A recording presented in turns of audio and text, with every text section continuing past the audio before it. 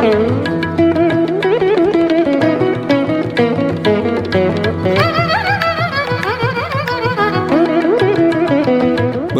എല്ലാ പ്രേക്ഷകർക്കും ശ്രീഭദ്ര ജ്യോതിഷത്തിലേക്ക് വീണ്ടും സ്വാഗതം.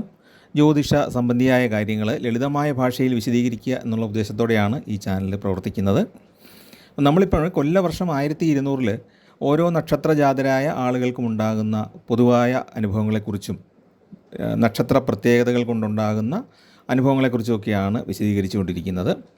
അപ്പോൾ നമ്മൾ നക്ഷത്ര ഫലം പറയുമ്പോൾ, ഒരു വർഷത്തെ ഫലം പറയുമ്പം ഗ്രഹചാരഫലം, ഗ്രഹസഞ്ചാരം കൊണ്ടുണ്ടാകുന്ന ഫലങ്ങൾ, ഗ്രഹങ്ങളുടെ രാശി മാറ്റങ്ങൾ, യോഗങ്ങൾ, ഇതെല്ലാം കണക്കിലെടുത്തും നക്ഷത്രത്തിൻ്റെ പ്രത്യേക സ്വഭാവം കണക്കിലെടുത്തുമാണ് ഈ ഫലം കണക്കാക്കിയിട്ടുള്ളത്. അതോടൊപ്പം തന്നെ നമ്മൾ നോക്കേണ്ട മറ്റൊരു കാര്യമാണ് വിഷുഫലം. വിഷുഫലം പറയുക എന്നത് ആചാരത്തിൻ്റെ ഭാഗമാണെങ്കിൽ പോലും നമുക്കതുകൂടെ ചേർത്താണ് ഈ ഫലം തയ്യാറാക്കിയിട്ടുള്ളത്. അപ്പോൾ നമുക്ക് ഇന്ന് രേവതി നക്ഷത്രക്കാരുടെ പൊതുവായ ഫലങ്ങളാണ് നോക്കാനുള്ളത്. ഈ രേവതി നക്ഷത്രം എന്ന് പറയുന്നത് മീനക്കൂറിൽ വരുന്ന നക്ഷത്രമാണ്. മീനക്കൂറിൽ ഇപ്പോൾ രാഹു സഞ്ചരിച്ചുകൊണ്ടിരിക്കുകയാണ്. അതിൻ്റെ 7ാം ഭാവമായ കന്നിയിൽ കേതുവും സഞ്ചരിക്കുന്നു. അതായത് കേതുവിൻ്റെ ഒരു ദൃഷ്ടിയിലാണ് രേവതി നക്ഷത്രക്കാരിപ്പോൾ ഉള്ളത്. ജന്മക്കൂറിൽ രാഹു സഞ്ചരിക്കുന്നു. 12ലാണ് ശനി സഞ്ചരിക്കുന്നത്. 3ൽ വ്യാഴം. 3ൽ വ്യാഴം എന്ന് പറയുന്നത് ഭാഗ്യക്കുറവിൻ്റെ ഒരു ലക്ഷണമാണ്. 2025 മെയ് മാസത്തിൽ വ്യാഴം ഇടവക്കൂറിൽ നിന്ന് മിഥുനം രാശിയിലേക്ക് മാറുമ്പോൾ ഇവർക്ക് 3ൽ നിന്ന് 4ലേക്ക് വ്യാഴം മാറുകയും അതുകൊണ്ട് തന്നെ ദോഷഫലങ്ങൾ കുറയുകയും ചെയ്യും. പക്ഷേ അതുവരെയുള്ള കാലത്ത് ദൈവാധീന കുറവ് അനുഭവപ്പെടും. വളരെയേറെ പരിശ്രമിച്ചാൽ മാത്രമേ അവർക്ക് പല കാര്യങ്ങളും സാധിച്ചു കിട്ടുകയുള്ളൂ. അതുപോലെ തന്നെ 12ലെ ശനി എന്ന് പറയുന്നത്, 12 എന്ന് പറയുന്നത് നമുക്കറിയാം ചെലവിൻ്റെ ഭാവമാണ്. അപ്പോൾ അവിടെ ശനി നിൽക്കുന്നത് ഒട്ടും തന്നെ ഗുണകരമല്ല. പക്ഷേ എങ്കിൽ പോലും കുംഭം രാശി എന്ന് പറയുന്നത് ശനിയുടെ മൂലത്രികോണ ക്ഷേത്രമായതുകൊണ്ട് വലിയ ദാരിദ്ര്യ ദുഃഖത്തിലേക്ക് കടത്തിവിടാനായിട്ടുള്ള സാധ്യതയില്ല ശനിയുടെ 12ലെ സ്ഥിതി കൊണ്ട്. പക്ഷേ കടങ്ങളുണ്ടാകാനുള്ള സാധ്യതയുണ്ട്. നമുക്കൊട്ടും ഇഷ്ടമില്ലാത്തവരുടെ സഹായം പോലും സ്വീകരിക്കേണ്ട അവസ്ഥ ഈ വർഷം ഉണ്ടാകും എന്നുള്ളതൊക്കെയാണ് ഇതിൻ്റെ ഒരു പ്രത്യേകത. അതിൻ്റെ ഒരു കാരണം എന്താണ്? 7ര ശനിയുടെ ആദ്യ ഭാഗം കൂടിയാണ് രേവതി നക്ഷത്രക്കാർ അനുഭവിക്കുന്നത്. പിന്നെ 2025 മാർച്ച് 29 ആകുമ്പോഴത്തേക്കും കുംഭത്തിൽ നിന്നും ശനി മീനം രാശിയിലേക്ക് സംക്രമിക്കും. അപ്പം രേവതി നക്ഷത്രക്കാരെ സംബന്ധിച്ച് ജന്മക്കൂറിൽ ശനി, ജന്മശനി എന്ന് പറയുന്ന ഒരു ദോഷം കൂടെ ഉണ്ടാകും. അപ്പോൾ ജന്മശനി എന്ന് പറയുന്നത് 7ര ശനി കാലത്തെ ഏറ്റവും ബുദ്ധിമുട്ട് പിടിച്ച ഒരു കാലമാണ് ജന്മശനി എന്നുള്ളത്. എങ്കിലും ഇതിനിടയ്ക്ക് നമുക്ക് ഈ വ്യാഴം 4ലേക്ക് പോകുന്നു എന്നുള്ളത്, അതുപോലെ തന്നെ ശനി വന്നിരിക്കുന്നത് വ്യാഴത്തിൻ്റെ രാശിയിലാണ് എന്നുള്ളത്. അപ്പോൾ വ്യാഴവും ശനിയും സമഗ്രഹങ്ങളായതുകൊണ്ട് തന്നെ ശനി മാരകത്വം സൃഷ്ടിക്കുകയില്ല എന്നുള്ളത് നമുക്ക് പ്രത്യാശിക്കാം. കാരണം മീനം രാശി എന്ന് പറയുന്നത് ശനിക്ക് വലിയ എതിർപ്പുള്ള ഒരു ക്ഷേത്രമല്ല. അതുകൊണ്ട് എങ്കിലും നമ്മൾ ശാരീരിക ബുദ്ധിമുട്ടുകളെ സൂക്ഷിക്കണം. 2 വീലറുകളൊക്കെ വാഹനം ഉപയോഗിക്കുമ്പോൾ നമുക്ക് സൂക്ഷിക്കണം. യാത്രകളിൽ സൂക്ഷിക്കണം.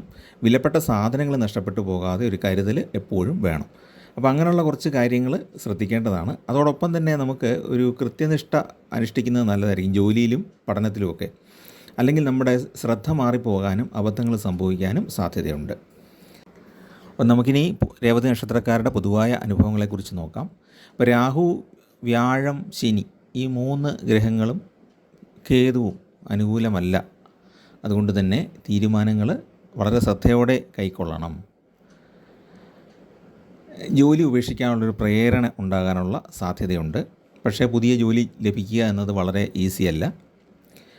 പിന്നെ സ്ഥാനക്കയറ്റങ്ങളൊക്കെ താമസിച്ചു പോകുന്നത് മനസ്സിന് വിഷമമുണ്ടാകും. നമ്മൾ ആത്മാർത്ഥമായിട്ട് ജോലി ചെയ്താലും അത് അംഗീകരിക്കപ്പെടുന്നില്ല എന്നുള്ളൊരു തോന്നൽ എപ്പോഴും ഉണ്ടാകും.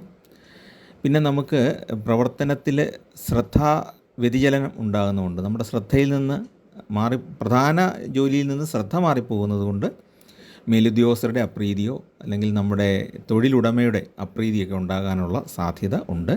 അപ്പോൾ അതുകൊണ്ട് ചെയ്യുന്ന കാര്യങ്ങളിൽ വളരെയേറെ ശ്രദ്ധ പുലർത്തേണ്ടതാണ്. സാമ്പത്തികമായ അച്ചടക്കം പുലർത്തേണ്ടതും വളരെ ആവശ്യമാണ്. ഏതാണ്ട് വർഷമധ്യത്തിന് ശേഷം മാത്രമാണ് കുറച്ചെങ്കിലും അനുകൂലമായ അനുഭവങ്ങൾ ഉണ്ടാകുന്നത്. അതുവരെ കുറച്ച് ഹാർഡ് വർക്ക് തന്നെ ചെയ്യേണ്ടി വരും.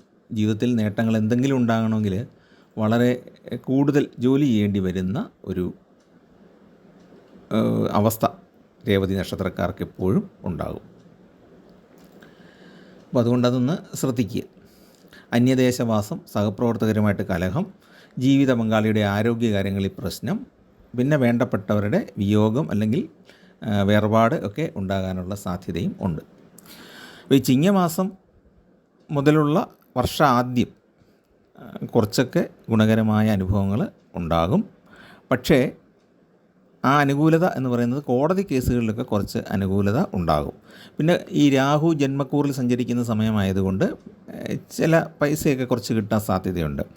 ഇപ്പോൾ ഉദാഹരണത്തിന് നേരത്തെ കടം വാങ്ങിയിട്ട് നമ്മൾ ചോദിച്ചിരിക്കുകയായിരുന്നു, അത് കിട്ടുന്നില്ല. അപ്പം നമ്മൾ ഒരുപക്ഷെ ഒരു സർപ്പക്ഷേത്രത്തിൽ ഒരു വഴിപാട് ചെയ്താൽ പെട്ടെന്ന് ആ പണം തിരിച്ചു കിട്ടാനുള്ള സാധ്യതയുണ്ട്. രാഹു ചില കാര്യങ്ങളിലൊക്കെ സഹായിക്കും ജന്മക്കുറി സഞ്ചരിക്കുമ്പോൾ. പിന്നെ ഒരു മാന്യത സമൂഹത്തിൽ കിട്ടുന്ന ഒരു കാലവുമാണ്. ഉദരരോഗങ്ങളൊക്കെ ബാധിക്കാനുള്ള സാധ്യതയും ഉണ്ട്. നന്നായിട്ട് ഹാർഡ് വർക്ക് ചെയ്യുകയാണെങ്കിൽ പ്രവർത്തന വിജയം സിദ്ധിക്കും.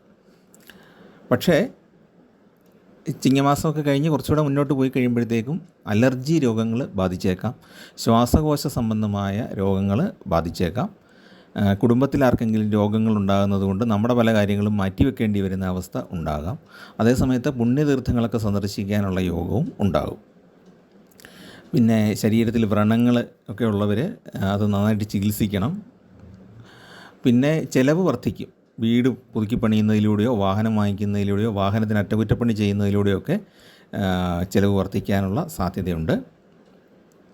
സാങ്കേതിക മേഖലയിൽ പ്രവർത്തിക്കുന്നവർക്ക് വർഷമധ്യത്തോടെ കുറച്ച് നേട്ടങ്ങളൊക്കെ കിട്ടും. ധനപരമായിട്ട് പ്രത്യേകിച്ചും അവരുടെ ഉൽപ്പന്നങ്ങളൊക്കെ നന്നായിട്ട് വിറ്റഴിക്കാനൊക്കെ സാധിക്കും. കുടുംബത്തിൽ ചില മംഗളകർമ്മങ്ങൾ നടക്കാനായിട്ട് സാധ്യതയുണ്ട്. പിന്നെ നേരത്തെ പറഞ്ഞല്ലോ, വിഷുഫലം അല്ലെങ്കിൽ വിഷുവിൻ്റെ കാലം കഴിയുമ്പോഴത്തേക്കും നമുക്ക് കുറച്ച് ഗുണങ്ങൾ ഉണ്ടാകും. അതായത് ഇഷ്ടപ്പെട്ട ഒരു ജീവിത പങ്കാളിയെ ലഭിക്കാനുള്ള യോഗം ഉണ്ടാകും. പ്രത്യേകിച്ച് നല്ല പ്രണയത്തിലേർപ്പെട്ടിരിക്കുന്ന ഗാഢമായ പ്രണയത്തിലേർപ്പെട്ടിരിക്കുന്നവർക്ക് ബന്ധുക്കളെ കാര്യം പറഞ്ഞ് മനസ്സിലാക്കി ഒരു പുതിയൊരു ജീവിതത്തിലേക്ക് പ്രവേശിക്കാനുള്ള അവസരം ഉണ്ടാകും. നല്ല സുഹൃത്തുക്കളിൽ നിന്നും സഹായം ലഭിക്കുകയും ചെയ്യും. കുറച്ച് ഒക്കെ ശത്രുദോഷം മാറിയിട്ട് നമുക്ക് സുഗമമായിട്ട് കുറച്ച് കാര്യങ്ങളൊക്കെ ചെയ്യാൻ കഴിയും. വീട് പണി പൂർത്തിയാക്കാൻ ആഗ്രഹിക്കുന്നവർക്ക് അത് ചെയ്യാൻ സാധിക്കും. പക്ഷേ അവിടെയും ചിലവ് കൂടും എന്നുള്ള ഒരു അവസ്ഥയുണ്ട്. എങ്കിലും ആ ശത്രുദോഷം മാറിയിട്ട് വീട് പണി പൂർത്തിയാക്കാനായിട്ട് ഈ വിഷുവിന് ശേഷമുള്ള കാലത്ത് സാധിക്കും. ഈ വർഷ അവസാനമാണ് വിയോഗങ്ങൾ, ബന്ധുജന വിയോഗങ്ങൾ ഉണ്ടാകാനുള്ള സാധ്യതയുള്ളത്. ശാരീരികമായിട്ടും മാനസികമായിട്ടും അലച്ചിലുകൾ. മാനസികമായിട്ടുള്ള അലച്ചിലെന്ന് പറഞ്ഞാൽ ചിന്ത നേരെ നിൽക്കുകയില്ല എന്നുള്ളതാണ് മനസ്സിൻ്റെ അലച്ചിലെന്ന് പറഞ്ഞത്. ഒരു കാര്യത്തിൽ നിന്ന് വേറൊരു കാര്യത്തിലോട്ട് ആശങ്ക ഇങ്ങനെ മാറിക്കൊണ്ടിരിക്കും. അപ്പോൾ ഉറക്കം ശരിയാകുകയില്ല, ടെൻഷൻ, എന്ത് ചെയ്യും എന്നുള്ളൊരു ഭയം, ഇതൊക്കെ നമ്മളെ അലട്ടിക്കൊണ്ടിരിക്കും. ഇതൊക്കെ നേരത്തെ പറയുന്നത് എന്താണെന്ന് വെച്ചാൽ ഭയപ്പെടുത്താനല്ല, നമ്മളൊരു പ്രിപ്പറേഷൻ എടുക്കാൻ വേണ്ടി നമുക്കൊരു മുൻകരുതൽ എന്നുള്ള നിലയ്ക്കാണ്. അപ്പോൾ നന്നായിട്ട് പ്രാർത്ഥന വർദ്ധിപ്പിക്കുക. ഇങ്ങനെയൊക്കെയുള്ള ആങ്സൈറ്റി, ടെൻഷനൊക്കെ ഉണ്ടാകുമ്പം ഇത് ഈ കാലത്തിൻ്റെയാണെന്ന് മനസ്സിലാക്കിയിട്ട് നമ്മൾ പ്രാർത്ഥനയിലൂടെയും ധ്യാനം, മെഡിറ്റേഷനൊക്കെ ചെയ്യുന്നതിലൂടെയും ഇത് നന്നായിട്ട് മാറ്റിയെടുക്കാനായിട്ട് സാധിക്കും. കാരണം നമ്മൾ ആശങ്കപ്പെട്ടാലും ഇല്ലെങ്കിലും പ്രകൃതി സംഭവിക്കാനുള്ളത് തീർച്ചയായിട്ടും സംഭവിക്കും. പിന്നെ നമ്മൾ കിടന്ന് ഈ കൂട്ടിനകത്താകപ്പെട്ട എലി ഓടുന്ന പോലെ അങ്ങോട്ടും ഇങ്ങോട്ടും ഓടിയിട്ട് കാര്യമൊന്നുമില്ല. കൂട് തുറക്കുകയില്ല എന്ത് ചെയ്താലും എന്ന് പറഞ്ഞതുപോലെ നമ്മൾ വെറുതെ കിടന്ന് ഓടേണ്ട കാര്യമില്ല. നമ്മൾ പ്രതിസന്ധികൾ വരുമ്പം അതിനെ എങ്ങനെ തരണം ചെയ്യാം എന്ന് നമ്മുടെ ബുദ്ധി ഉപയോഗിച്ച് ആലോചിക്കുക. അങ്ങനെ തരണം ചെയ്യാനുള്ളൊരു വഴി തുറന്നു കിട്ടാൻ വേണ്ടിയിട്ട് ദൈവത്തോട് പ്രാർത്ഥിക്കുക. ഇതാണ് ചെയ്യേണ്ട കാര്യങ്ങൾ. അല്ലാതെ നമ്മുടെ പ്രശ്നത്തിലേക്ക് ബാക്കി എല്ലാവരെയും വലിച്ചിടുക എന്നുള്ളതൊരു ശരിയായ കാര്യമല്ല. അങ്ങനെയൊക്കെ ഉണ്ടാകാൻ ഇടയുള്ളത് കൊണ്ടാണ് അത് സൂചിപ്പിച്ചത്. അപ്പോൾ കേസ് വഴക്കുകളൊക്കെ ഉണ്ടാകാം ഈ വർഷം. വ്യാഴമാറ്റ സമയത്താണ് അത് കൂടുതലായിട്ടുള്ളത്. ശനി മാറ്റ സമയത്ത് ആണ് യാത്രയിലെ അപകടങ്ങൾ സൂക്ഷിക്കേണ്ടത്. അതുപോലെ രാഹു മാറുമ്പോഴും കുറച്ച് സൂക്ഷ്മത വേണം. രാഹു മാറുന്ന സമയത്ത് തെറ്റായ തീരുമാനങ്ങൾ എടുക്കാനുള്ള സാധ്യതയുണ്ട്. കേതു മാറുമ്പോൾ വിദേശ യാത്രയ്ക്ക് സാധ്യതയുണ്ട്. അത് രണ്ട് രീതിയിലാകാം. ഒന്ന്, ദേശം വിട്ട് പോകേണ്ടി വരുന്ന അവസ്ഥയുമാകാം. അല്ലെങ്കിൽ പഠനത്തിനോ ജോലിക്കോ വേണ്ടിയിട്ട് മറ്റൊരു രാജ്യത്തേക്കോ മറ്റൊരു സംസ്ഥാനത്തേക്കോ ഒക്കെ പോകുന്നതും ആകാം. അപ്പോൾ അതിനെ നമുക്ക് പ്ലാൻ ചെയ്ത് നല്ലതാക്കി നമുക്ക് അനുകൂലമാക്കി മാറ്റിയെടുക്കുക എന്നുള്ളതാണ് ചെയ്യേണ്ടത്. അതുപോലെ ശാരീരികമായ അസുഖങ്ങളൊക്കെ വരുമ്പോൾ നല്ല ഡോക്ടറെയോ നല്ല വൈദ്യനെയോ കണ്ട് ചികിത്സിക്കുക. മുറിവൈദ്യം ആളെ കൊല്ലുമെന്നാണല്ലോ പറയുന്നത്. അപ്പോൾ അതുകൊണ്ട് മുറിവൈദ്യത്തിന് പോകാതെ ഈ കാലത്തിൻ്റെ ഒരു അപകടം മനസ്സിലാക്കിയിട്ട് നല്ല രീതിയിലുള്ള ചികിത്സകൾ തേടുക. ഇതാണ് നമുക്ക് പൊതുവായിട്ട് പറയാനുള്ള കാര്യങ്ങൾ. പിന്നെ നമുക്ക് പരിഹാരങ്ങളിലേക്ക് നോക്കുമ്പോഴത്തേക്കും